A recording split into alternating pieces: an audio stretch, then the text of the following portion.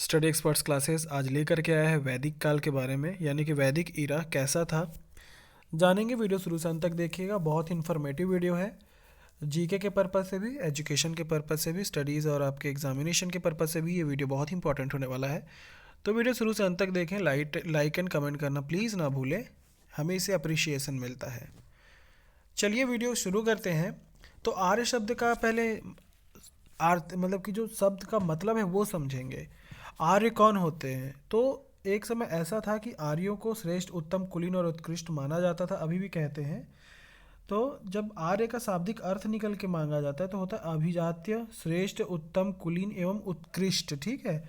तो जो आपने आपको आर्यंस बताते हैं, मतलब कि उनको एक घमंड होता है अपने आप को, एक ईगो होता है उनमें कि एक प्योरिटी होती है। उनको माना जाता है कि हमारा ब्लड एकदम प्योर है। ठीक है। और उसको श्रेष्ठ मानते हैं, अपने आप को उन्होंने श्रेष्ठ बताया है, क्योंकि जो हमारा ये जो वैदिक काल है, ठीक है, वहाँ पे इस तरीके से माना जाता था, मान्यता थी वो। तो वैदिक काल की शुरुआत कब हुई थी? 1500 ईसा पूर्व, है ना। किंतु जब त्रियुग पद्धति के आधार पर इसे लौह युग के तहत शामिल किया जाता है, जो कि 1000 ईसा पूर्व के बाद का काल है। अंतरजी खेड़ा की खुदाई से सबसे पहले क्या मिले? लोहे के साक्ष्य मिले। वैदिक काल को जानने के लिए वैदिक साहित्य का स्रोत मिला जो है हमारे पास, उसके थ्रू कौन कौन सा है? वैदिक धर्म ग्रंथ, जैसे कि ब्राह्मण ग्रंथ भी कहा जाता है इन्हें, क्योंकि ब्राह्मणों को श्रेष्ठ भी बताया गया है। संकलन करता है महर्षि कृष्ण द्वैपायन और वेद व्यास जी। ठीक है, इन्होंने इसका अच्छा विवरण दिया हुआ है जो हमारे पास वैदिक ग्रंथ हैं। ठीक है। आगे है हमारा वेद, द वेदास, है ना। वेदों के नाम आपने बहुत बारी सुनी होंगी। तो वेद विद धातु से बना है, जिसका अर्थ होता है ज्ञान, नॉलेज, है ना। तो ये होता है विद धातु से बना वेद। वेद कितने प्रकार के हैं? हम 4 प्रकार के हैं। पहला ऋग्वेद, दूसरा सामवेद, तीसरा यजुर्वेद और चौथा अथर्ववेद। इन्हीं वेदों के जो ज्ञान है ना, वो आजकल लोगों के पास है कहीं ना कहीं, उसमें से शिक्षा लेते हैं, अपना ज्ञान अर्जित करते हैं। तो ये प्रमुख वेद हैं जिन्हें देवताओं की वाणी कही जाती है। ऋग्वेद, यजुर्वेद और सामवेद, इन तीनों के संग्रह को क्या बोला जाता है?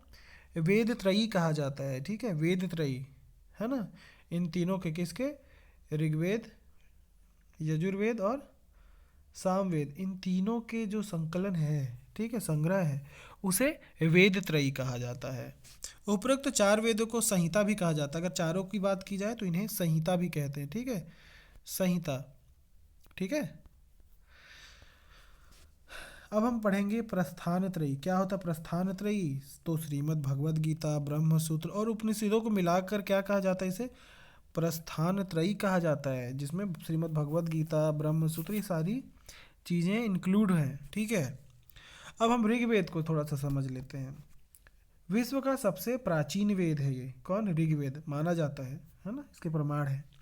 इसमें 10 मंडल हैं, 1028 सूक्तियाँ और रचाएँ हैं, और 10,580 श्लोक मंत्र हैं। ठीक है, ये इसके अंतर्गत है ऋग्वेद के अंतर। ऋग्वेद में इंद्र के लिए 250 रचनाएं हैं, ठीक है, श्लोक की। अग्निदेव के लिए 200 श्लोक की रचना की गई है।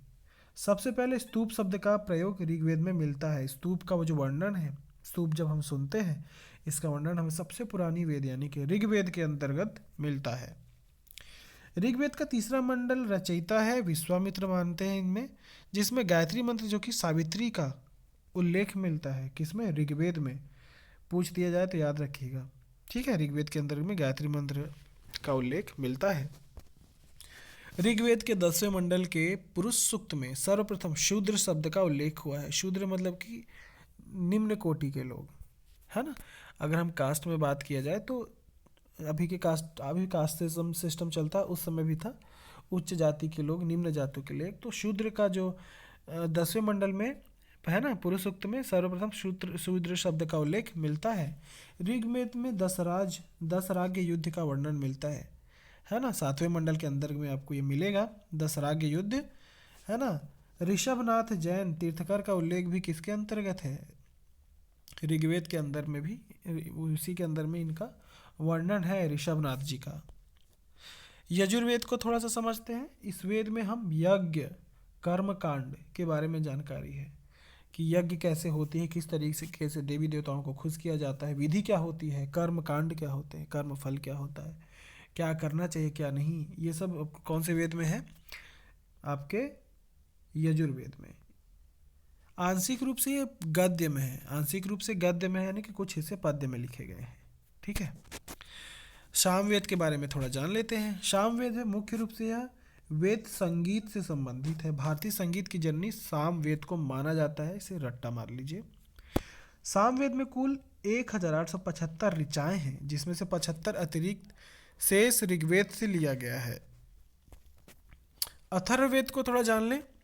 इसमें ब्रह्म ज्ञान, औषधि का प्रयोग, टोना टोटका, जंतर मंतर के बारे में जानकारी मिलती है। अगर पूछ दिया जाए किस में मिलती है तो अथर्ववेद के अंदर में आपको ब्रह्म ज्ञान, औषधि और जंतर मंतर, टोना टोटका की जानकारी अथर्ववेद के अंतर्गत मिलती है। सभा व समिति और प्रजापति की दो पुत्रियां भी इसे कहा गया है। ठीक है। सभा व समिति को, किसको? सभा और जो समिति होती है उसको प्रजापति की दो पुत्रियां कहा गया है। जो प्रजापति है उसकी दो पुत्रियां किनको माना गया? सभा को और किस समिति को, इसकी के अंतर्गत। ठीक है। उपनिषद है ना, 800 से 500 ईसा पूर्व, है ना। अर्थ क्या होता है उपनिषद का? समीप या पास बैठना कहलाता है ना। उपनिषद वैदिक साहित्य के अंतिम भाग व सारभूत सिद्धांतों का प्रतिपादक है। इस कारण इसे वेदांत या वेदों का अंतिम भाग भी कहा जाता है। उपनिषदों को भारत का प्रसिद्ध राष्ट्रीय आदर्श वाक्य सत्यमेव जयते मुंडकोपनिषद से लिया गया है। वेरी इंपॉर्टेंट, मुंडकोपनिषद, इसी से हम सत्यमेव जयते जो वाक्य है वो लिया गया है, जिसमें युद्ध की तुलना टूटी नाव से की गई है। इम्पॉर्टेंट है, पूरी लाइफ काम आने वाला है। तो फिर से मैं बता दूं कि राष्ट्रीय आदर्श वाक्य कहा जाता है सत्यमेव जयते, ये मुंडकोपनिषद से लिया गया है, जिसमें युद्ध की तुलना टूटी नाव से की गई है ना। यानी कि युद्ध क्या है? टूटी नाव के बराबर है।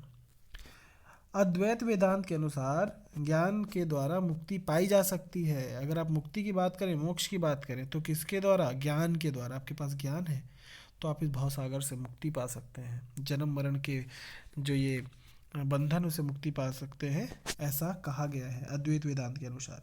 वेदांत दर्शन का सार निहित है ना।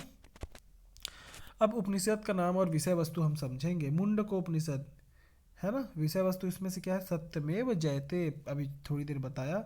छांदोग्य उपनिषद, छांदोग्य उपनिषद में पुनर्जन्म का उल्लेख मिलता है कि पुनर्जन्म भी होता है। श्वेताश्वर उपनिषद, इसमें अर्थ है सफ़ेद घोड़ा, है ना, इसका अर्थ है सफ़ेद घोड़ा। बृहदारण्य, बृहद बृहदारण्यक, ये भी एक उपनिषद है। वाजपेय यज्ञ का क्रियाओं उल्लेख अस्तो माँ सदगमया, आपने बहुत सुना होगा, अस्तो माँ सदगमया तमसो माँ ज्योतिर्गमया, ये मंत्र का उल्लेख मिलता है बृहदारण्यक उपनिषद में। तो ये भी इम्पोर्टेंट है ना। अगर हम पुराणों की बात करें तो रचनाकार इसे किनको माना जाता है? लोमहर्ष, रट्टा मार लीजिए, बहुत सुनेंगे आप पूरी जिंदगी। पुराण, गीता, पुराण, कथा, दुनियादारी, उपनिषद, रचनाएं, वेद, है ना। ठीक है। सब कुछ, तो ये रट्टा मार लीजिए। बहुत इंपॉर्टेंट वीडियो दोस्तों, अभी भी कहता हूँ, वीडियो अच्छी लग रही तो प्लीज़ लाइक करना ना भूलें। लोमहर्ष है वो रचनाकार है किसके? पुराण के। उसका पुत्र कौन था? उग्रश्रवा, 5वीं से 4वीं शताब्दी की बात है। लोमहर्ष का पुत्र कौन है? कौन? उग्रश्रवा।